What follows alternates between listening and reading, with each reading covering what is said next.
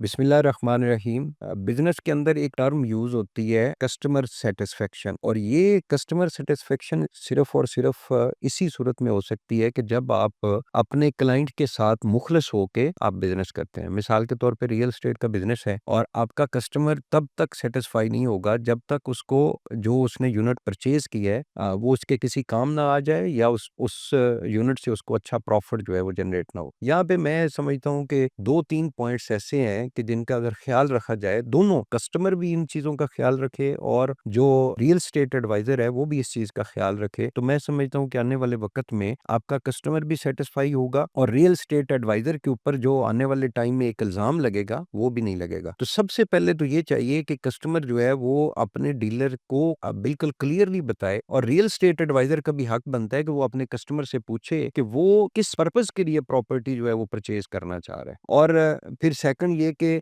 उसकी उस वो इंस्टॉलमेंट्स की सूरत में पेमेंट करना चाह रहा है या कैश की सूरत में पेमेंट करना चाह रहा है। तो जब तक पर्पज़ नहीं रियल एस्टेट एडवाइज़र को पता होगा, तब तक वो अपने क्लाइंट को उस तरीके की चीज़ नहीं लेके दे सकेगा। बहुत सारे रियल एस्टेट एडवाइज़र सिर्फ़ और सिर्फ़ अपनी कमीशन की खातिर जो है वो क्लाइंट को उस लोकेशन के ऊपर प्रॉपर्टी लेके दे देते हैं, जो कस्टमर की डिमांड नहीं होती। मिसाल के तौर पे एक बंदा है, वो घर बनाना चाह रहा है, फौरी कैश के ऊपर प्लॉट लेके अपना घर बनाना चाह रहा है, और डीलर उसको मशवरा देता है कि सर ये एक नई हाउसिंग सोसाइटी बन रही है, आप इसके अंदर प्लॉट ले लें, 2 साल चलो आपने अभी घर बनाना है तो साल 2 साल ठहर के आप घर बना लेना, और ये हाउसिंग सोसाइटी आबाद हो जाएगी, इसके रेट बड़े रीज़नेबल है, आपने इंस्टॉलमेंट में पेमेंट करनी है। तो ये उस जो असल मकसद था उस क्लाइंट का चीज़ परचेज़ करने का, उसके टोटली अगेंस्ट चला गया। तो ये चीज़ें, इन 2-3 पॉइंट्स का अगर आप ख्याल करें, ऐसी लोकेशन के ऊपर आप प्लॉट परचेज़ करें जो आपकी चॉइस हो, जहाँ पे आप घर बनाएँगे तो वहाँ पे आपको फैसिलिटीज़ जो है वो मिल सकेंगे। तो ये मैं समझता हूँ डीलर्स का और क्लाइंट का ये जो आपस में फर्स्ट इंटरेक्शन है, इसमें ये सारी चीज़ें जो है वो क्लियर होनी चाहिए, ताकि कस्टमर जो है वो अपनी पूरी कंप्लीट डिटेल बताए और उसके ऊपर फिर मुतज़लज़ल ना हो। डीलर जो मर्ज़ी बातें करते रहे, वो क्लाइंट ने कहा कि मैंने यार ये प्रॉपर्टी ऐसे वाली खरीदनी है, तो वही खरीदे। ये ना समझे वो जब सब्ज़ बाग प्रॉपर्टी डीलर दिखाता है तो उसकी तरफ आपने नहीं जाना। तो मैं समझता हूँ ये 2-3 चीज़ों का अगर ख्याल रखा जाए, देखिए एक पर्सन है, उसने घर बनाने के लिए प्रॉपर्टी ली है और वो ऑन ग्राउंड पोज़ेशन वाली प्रॉपर्टी है, उसको मार्केट रेट के हिसाब से प्रॉपर्टी डीलर ने वो चीज़ लेके दे दी है। आने वाले टाइम में वो क्लाइंट का गिला-शिकवा नहीं बनेगा। लेकिन अगर डीलर ने